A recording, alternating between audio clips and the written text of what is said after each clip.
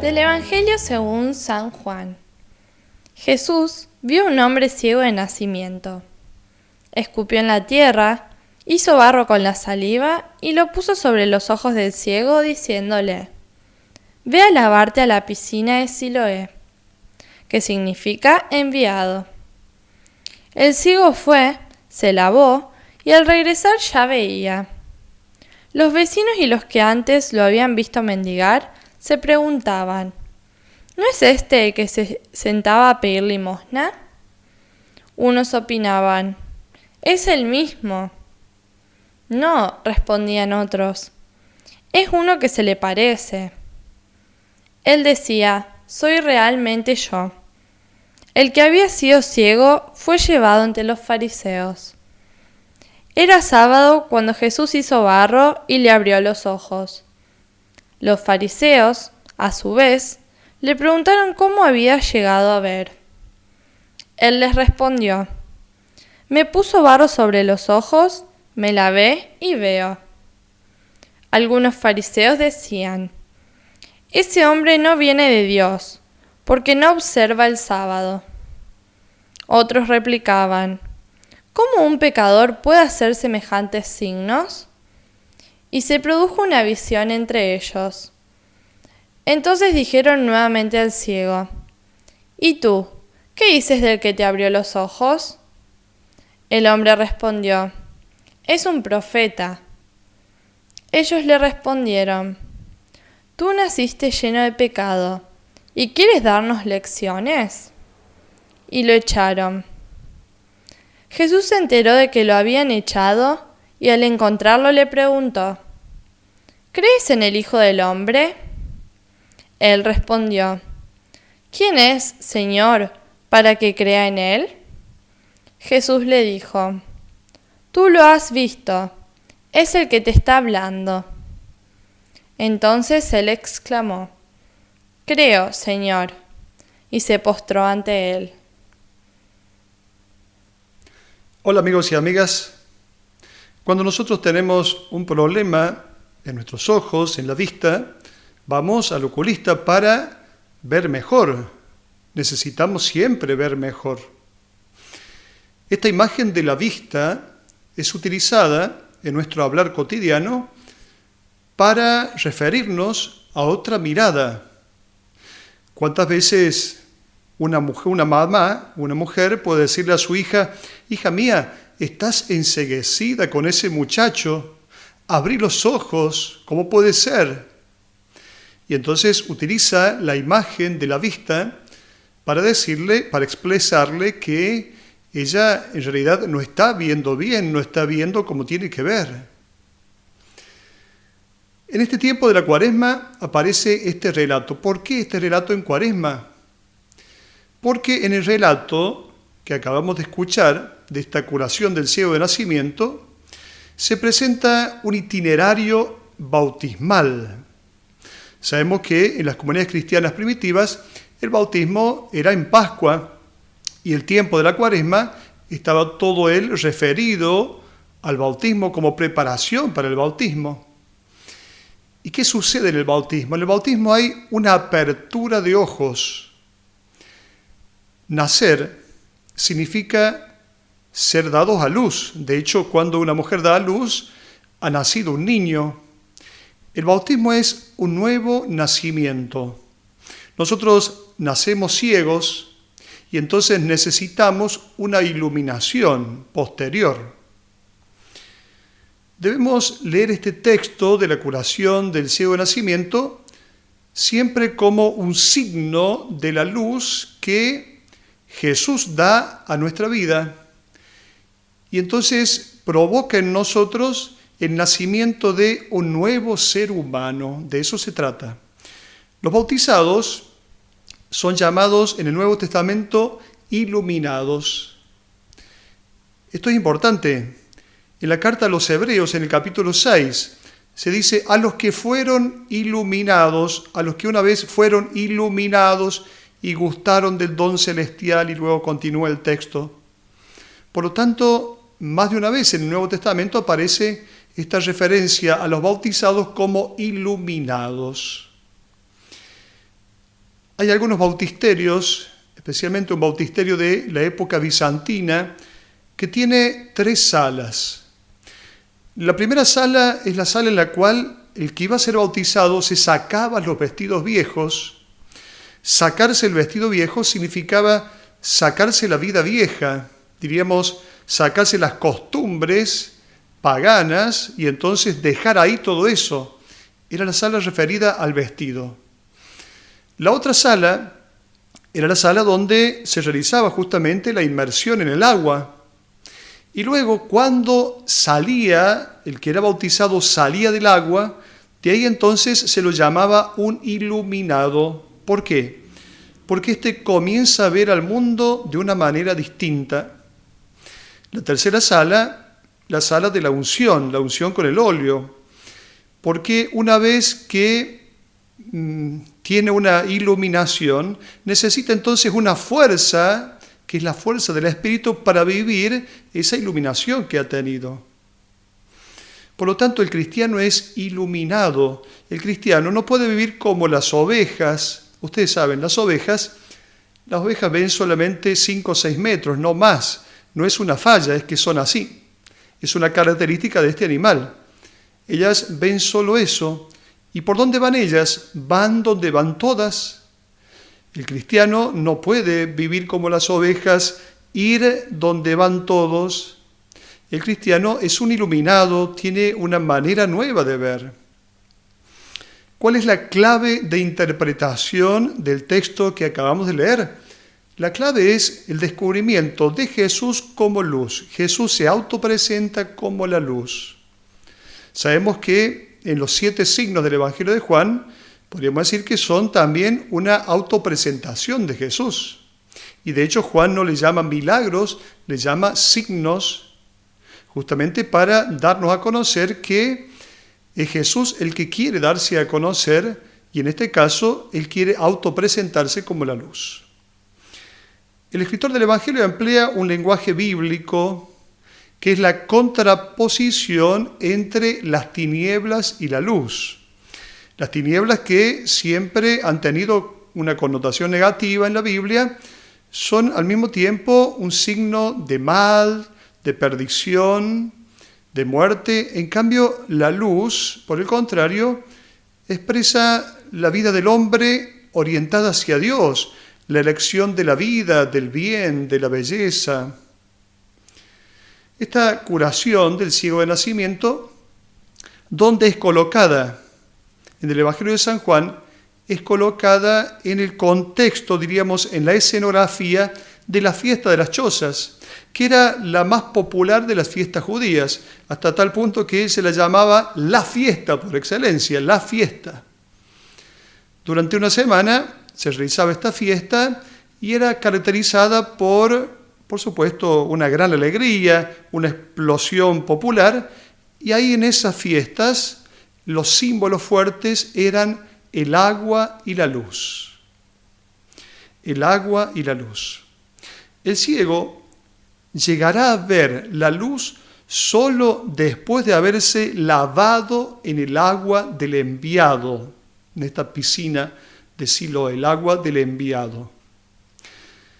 ¿Qué pasaba con el agua? ¿Dónde estaba en este marco de la fiesta la expresión del agua? Cada mañana de esta celebración, de la fiesta de las chozas, un sacerdote bajaba hasta donde estaba la fuente de Siloé, de donde traía después en una vasija dorada agua que luego era derramada sobre el altar de los holocaustos y se cantaban cantos de alabanza, de aleluyas. El otro rasgo de la fiesta, dijimos, es la iluminación. La iluminación del patio de las mujeres, conjuntamente con el canto de los salmos, la presentación de danzas, procesiones en el recinto sagrado. Por lo tanto, el agua y la luz son como el marco en el cual en esta fiesta Jesús realiza este signo de la curación del ciego de nacimiento. Fue en este marco donde Jesús va a decir, yo soy la luz del mundo. En el capítulo 8 de San Juan, Jesús se presenta diciendo, yo soy la luz del mundo, quien me sigue no caminará en tinieblas, sino que tendrá la luz de la vida. vamos a profundizar algunos detalles de este texto que ciertamente es muy extenso y vamos a tomar solamente algunos detalles. Lo primero es que Jesús ve al hombre ciego. Dice el texto, Jesús vio a un hombre ciego de nacimiento. El primero que ve es Jesús. Jesús toma la iniciativa. El ciego no sabe el significado de ver. Es Jesús el que toma la iniciativa. Jesús ve la condición del hombre que no encontró todavía la luz de Cristo. El ciego no es el culpable de no poder ver. Simplemente esta es su condición. El ciego no sabe el significado de poder ver. A veces nosotros podríamos preguntarnos, ¿por qué tal persona no es capaz de hacer mejor las cosas? No se acerca más a Dios, a la comunidad cristiana. ¿Por qué esta persona? ¿Por qué esta persona hace tantas cosas y esa fuerza que tiene para hacer tantas cosas, quizá la podría ocupar esa fuerza para hacer bien a tantas otras personas? Y porque esa persona vive en una sociedad que nace ciega, que aún no ha recibido la luz del Evangelio. Los discípulos le preguntan a Jesús, Maestro, ¿quién ha pecado, él o sus padres, para que él nazca así ciego? Porque la costumbre era pensar que cuando alguien nacía ciego era por culpa de él o por culpa de sus padres, de sus antepasados. Hasta se decía que podría haber pecado en el vientre materno. Es una blasfemia hablar de castigo de Dios. Solo los paganos tienen esta imagen de un Dios que castiga. Cuando la Biblia habla de los castigos de Dios, usa un lenguaje ciertamente arcaico que no debe ser nuestro lenguaje. Frente al mal, no tiene sentido preguntarse quién es el culpable. Lo único que hay que hacer es lo que hizo Jesús, comprometerse a eliminar ese mal. Dice el texto que Jesús hizo un poquito de barro con saliva. ¿Qué era la saliva en la época de Jesús? Se entendía que la saliva era como el aliento concentrado, condensado. Entonces, ese aliento, que era el símbolo de la vida, recordemos el libro del Génesis, cuando Dios crea al hombre, le da su aliento, le da la vida. Entonces la saliva era como el aliento condensado. Este gesto es realizado otras veces por Jesús en el Evangelio y quizá ciertamente contenga alguna referencia a la creación del hombre narrada en el libro de Génesis, en el capítulo 2. El evangelista, el escritor del Evangelio, entonces quiere insinuar la idea del hálito del Espíritu de Jesús, de este Espíritu que Jesús le da a este hombre para que sea un hombre nuevo, para que sea iluminado. Jesús escupe entonces en la tierra, hace barro con la saliva y lo pone sobre los ojos de este hombre. Jesús, ¿qué le pone? Le pone su barro, el barro que es el mismo, para que pueda abrir los ojos, para que pueda ver. El barro, su barro, es su humanidad, es la humanidad de Jesús. Porque solamente teniendo frente, este hombre, teniendo frente la humanidad de Jesús, puede ser un hombre iluminado. Jesús ha puesto delante de los ojos del ciego su propia humanidad. La humanidad de Jesús es lo que le abre los ojos. Le hace entender entonces a este hombre qué significa ser un humano. Y entonces hay aquí una nueva creación que es más grande, que es más importante que aquella creación de la cual nos habla el libro del Génesis. Hay una nueva creación en este hombre, hay una nueva criatura, hay un hombre nuevo, hay un hombre iluminado. El ser humano más perfecto no es el cual la ciencia le llaman el sapiens sapiens. El ser humano más pleno, más perfecto es el hombre espiritual, el hombre iluminado por este toque de la presencia del Espíritu. ¿Para qué es necesario que se nos abran los ojos? Para que podamos vivir de una manera distinta, ver de una manera distinta todo lo que existe en el ser humano para que podamos ver bien qué significa la religión, la política, la economía, la familia, la sexualidad, el trabajo, la ciencia. Todo debe ser visto de una manera diversa por aquel que es un iluminado. Esta luz que es Jesús ilumina ¿qué cosa? Ilumina nuestra conciencia. Y esta luz nos ilumina nuestra conciencia, por ejemplo, cuando nosotros realizamos un gesto de caridad fraterna, ahí se ilumina nuestra conciencia. También en un momento de lectura orante de la palabra de Dios, nuestra conciencia se ilumina. Con una oración frecuente y ferviente también se ilumina. Cuando nosotros vivimos permanentemente en desprendimiento, en humildad, ahí también se ilumina nuestra conciencia. Luego también en el encuentro con los hermanos, en la comunidad de los hermanos, en la iglesia, ahí también se ilumina la conciencia. El magisterio de la iglesia es también una posibilidad de iluminar nuestra conciencia. Hasta el sufrimiento y la cruz son motivos por los cuales nuestra conciencia es iluminada y finalmente podemos sentir esa iluminación de la conciencia desde una acción directa e inmediata de Dios. Pero siempre nuestra conciencia cristiana es iluminada. ¿Qué sucede con los vecinos? Los que antes lo habían visto mendigar, no creen que sea él. No creen que sea él. Se preguntaban, ¿no es este el que se sentaba a pedir limosna? Unos decían, sí, es él. Otros decían, no, parece que es uno que se le parece. El ciego va a decir, soy yo, soy realmente yo. Soy yo. Esta expresión, que ya desde el Antiguo Testamento viene, es una expresión de expresión divina. Es una expresión de, podríamos decir, que caracteriza al Hijo de Dios. Soy yo. Es una expresión que corresponde a Dios y a quien se le parece a Dios, que es un Hijo de Dios. Soy realmente yo. Este hombre parece ya desconocido, este hombre. Es irreconocible, ¿por qué? Porque ha cambiado. Ciertamente no ha cambiado su facha externa, no ha cambiado su pinta exterior. Los vecinos se preguntan, ¿es él o no es él?